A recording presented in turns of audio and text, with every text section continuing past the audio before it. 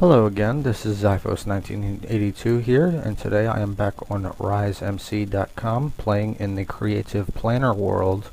With me I have my friend Marzard here in TeamSpeak, and he helped me build this giant pumpkin you see before me. It is modeled after the default 16 pixel texture of Minecraft's pumpkin, each pixel being only 4 by 4 area in Minecraft. Please note that this is not pixel perfect. We had to perform some minor modifications to compensate for the flaws of the 2D designs being implemented in a 3D world. Some of the pixels would conflict with the other geometric faces, and you would have to carefully examine a Minecraft pumpkin up close at an angle in order to see what I mean. It's kinda hard to explain. Here I will show you the face, sides, and top. The face was pretty complex. It required more colors than the sides. The sides being the same all the way around, just like on the normal pumpkin. But the top Marzard did himself, and he did a phenomenal job at it. It looks just like the top on the pumpkin. So yeah, this is the outside. Let me come down here. So anyway, the purpose of this giant pumpkin is to serve as a pumpkin shop for the RiseMC.com building contest, the theme being shops. Honestly, I don't think we'll win the contest, but this shop here should receive an honorable mention at the very least, because despite being just a place to purchase pumpkins, the way it does so is nothing short of awesome. From a customer's perspective, it simply works by trading 6 pumpkins per 1 gold ingot paid. All you have to do is place your ingot in the chest, like so, and collect your pay of pumpkins, like so. And as you can see, I have 6 pumpkins here, and I will get rid of them. And this also works if you place multiple ingots. And here we have 3 ingots times 6. We should get 18 pumpkins. Ready, set, go.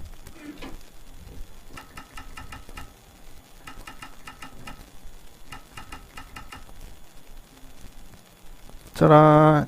18 pumpkins. Now I'm going to get rid of them, and I'm going to show you what happens when you try to cheat the system. Let's stick in some iron, a diamond, an emerald, and a blaze rod. You get it back. Or, excuse me, let me trigger this. See? You get your iron back, you got your diamond back, you got the emerald back, and you got the blaze rod back. It only accepts gold ingots. So yeah, it's pretty simple for the user to use, but the best part about this shop is the fact that it will never run out of pumpkins to sell, because it has an infinite supply, as I will show you now. Over here we have the maintenance access. Normal people should not enter it, and derp. And I apologize for the interior. It looks like a mess, but it's not supposed to be viewed by outsiders, so it doesn't really matter if it's messy or not. But let's see, where did I put that? Oh, ladder here.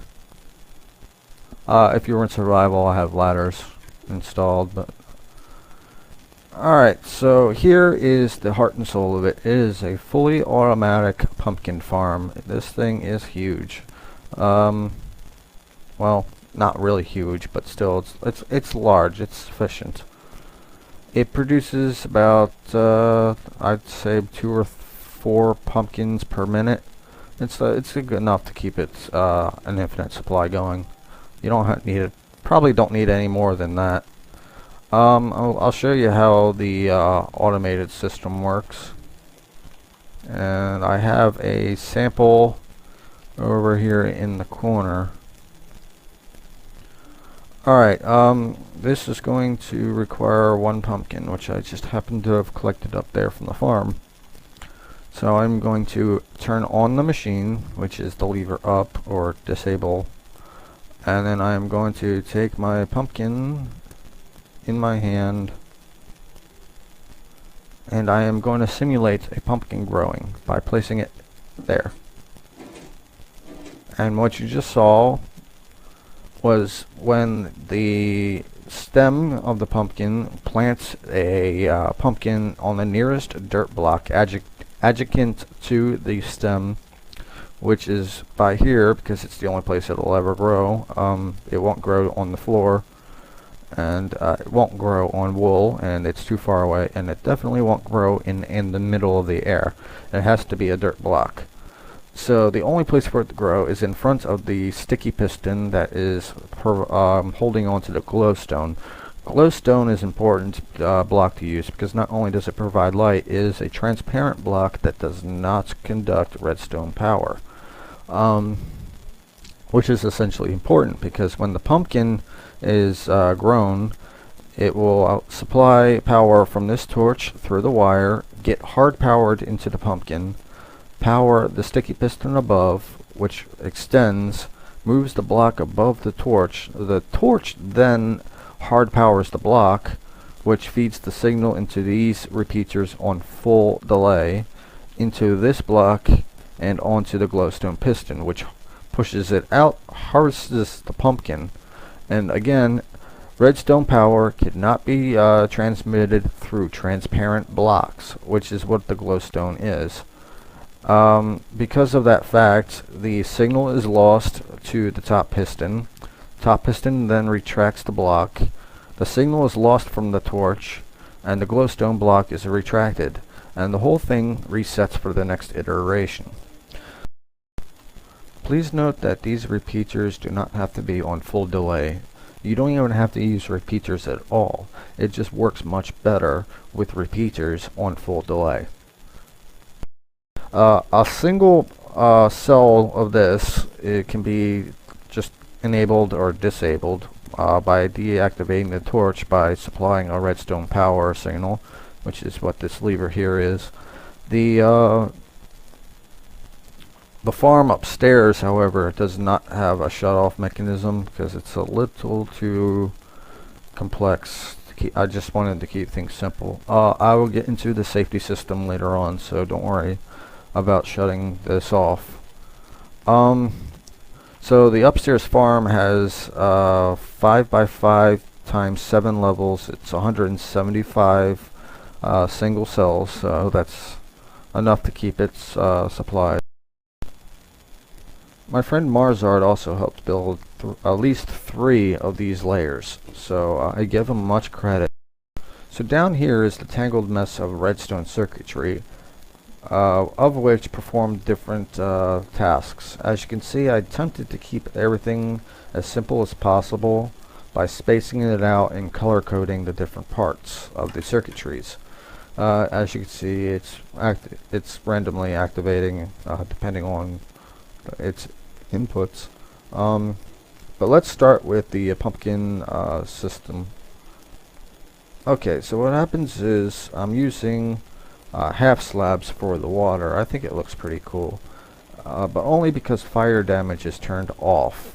If fire damage is enabled, you're going to have to use something non-flammable because of this lava pit right here, and I will get into that later on. So pumpkins come down this trail here, or this chute, and they end up into this hopper right here to be collected. What this hopper actually is, it's a whitelist item filter, whitelist being the pumpkins themselves. I just grabbed one from above. Whoops. The top one goes into that that dropper right there, which is facing directly into this lava pit. And what happens is that lava pit serves as a waste disposal system. How it works is that this green circuit is rigged up to a comparator and goes into this repeater, which goes into the back of another comparator and working in subtraction mode. It has its output signal fed back into its input B signal, and also out to this repeater, which goes into the block, which goes into the side of the dropper. So basically it is a rapid clock signal that will dispense the entire contents of the dropper directly into the lava pit, disposing of anything and everything that we do not want, namely anything that's not a pumpkin. So when we do get a pumpkin, let's say like this, it will go into that slot there, and you just saw it change from 19 to 18 again. And the way this works is that 18 items in one slot plus fillers in the other slots will tip this comparator over a threshold. And then these two blocks here, it has to be 2 meters out, will trigger this inverter here, which is this torch on the very end. It's actually an inverter, which operates this simple vertical clock as we just saw it pulse. The clock has to be on full delay, otherwise the dispensing mechanism fails. So the pulse from the clock comes from this torch here. As you can see, it's flashing. It goes into this signal line here, up, and hard powers this block, which the dropper is sitting on, which will tell the dropper to output a single item, and this single item will, pardon me, 1 second, will output directly into this chest here. This chest being our stock supply of pumpkins. Right now it is empty because the machine hasn't yet time to fill up completely. When the machine fills up, it'll have this chest full. Right now our stock supply is going into these hoppers here, this hopper being completely full, and this dropper here, which pays you, I'll get into that system later, is completely full as well. So once we have that supply, it gets into the payment system. Let me find a safe block to break. I think it's this one. Oh, I just broke the sign. Okay. Break that, and then I'm going to break that one. Okay, so this dropper here is the rejection. When you stick anything that's not a gold ignet, it comes out of here. And that reason for that is when I come around to this side over here, let's see if I can get a better angle. Come on, fly, damn it. Alright, so this hopper here is facing directly into the side of that dropper, which means that anything that is not a gold ignet accepted by this whitelist filter will be put over there, and this orange circuit is another rapid clock, like so, which will output all of the contents.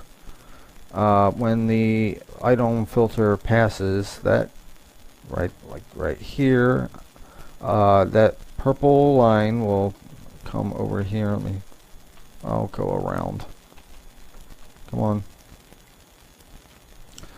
This purple line will come out to here and feed into this repeater, which will then power input B of this pink AND gate. This AND gate is very vital because input A comes from this cyan RS NOR latch, which has a timed reset, effectively turning it into a pulse sustainer or a pulse lengthener. What happens is that when you pay out a gold ignet, this turns on this signal, which turns off this torch, which then deactivates this line because this torch is normally off, and then turns this torch on. When this torch is turned on, it activates these two repeaters here into the RS NOR latch, which triggers its state, toggles its state, and triggers the timer for its reset.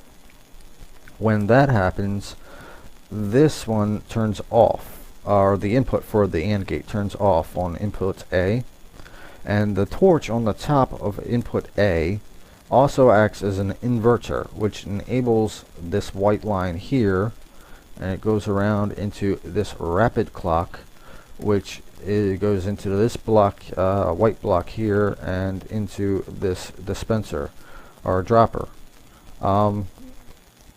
This is where you collect your pumpkins, or get your pumpkins from. The number of pumpkins outputted depends on the length of the pulse from this RS NOR latch timer circuit, and you can adjust the timer by adjusting these repeaters here.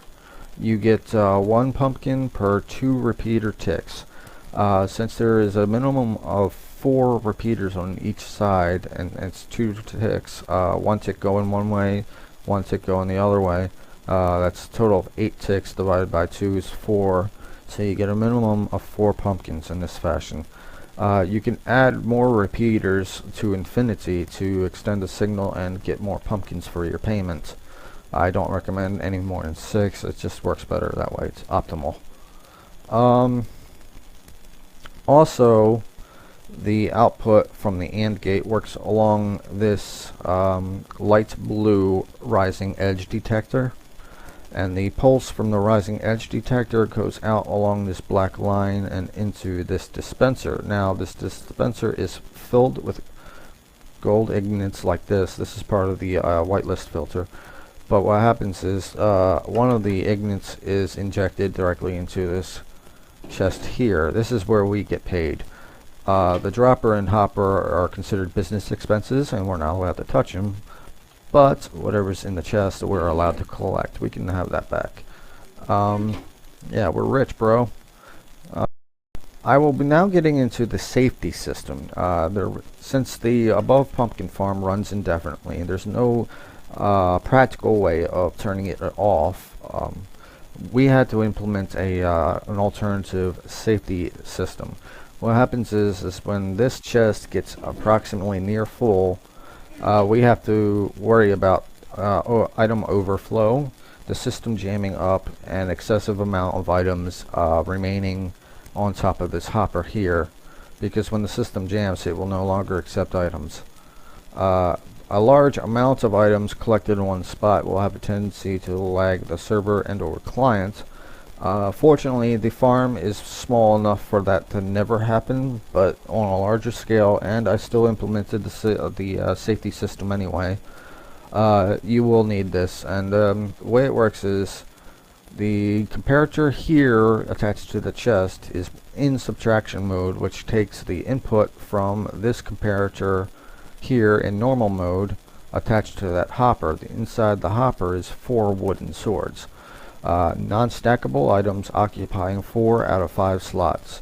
So there's a pretty strong signal coming from this comparator here, and in subtraction mode it will output a 1 meter pulse before it will actually trigger this repeater. And what happens when this repeater is triggered, it will go into this gray circuit, which is actually a falling edge detector here and a rising edge detector there, with both of their outputs into a single line going into this dispenser. This is not a dropper, this is a dispenser. Inside the dispenser is a lava bucket. Anybody knows that when a dispenser outputs a lava bucket, let me see if I can aim, it will create a lava pool, and vice versa. You can turn this lava on and off. So when that chest gets filled or near full, the lava will appear, and any items that would cause an overflow are immediately destroyed, preventing the jam, preventing the lag. When the stock then drops below the threshold and shuts this line back off, the falling edge detector sends a pulse, and that will activate the dispenser again, which will suck the lava back in. So this is the safety design, and it's pretty simple, yes? Please note that this farm will also work with melons, should you wish to build your own farm like this one. It will only work with melons and pumpkins. Other types of farms require other different types of mechanisms. But thanks for watching, and good luck to all the contest participants. May the best shop win.